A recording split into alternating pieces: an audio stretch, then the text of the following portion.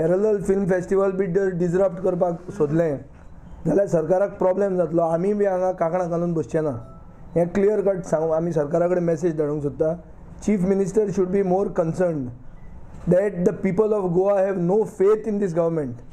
At the moment, the government is seen to be lying.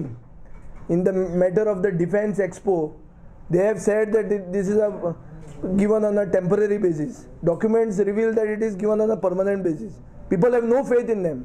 One side is saying that I am allowing a crime branch probe, CBI probe in Father Bismarck's death.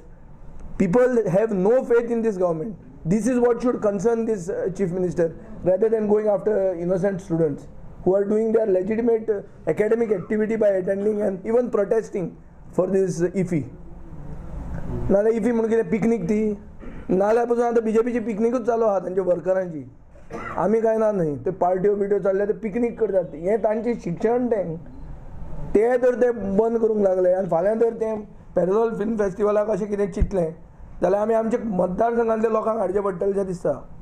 आमी पयलींच सरकाराक warn करतात तसलें तांचे वाटेक गेल्यार खबरदार म्हणून.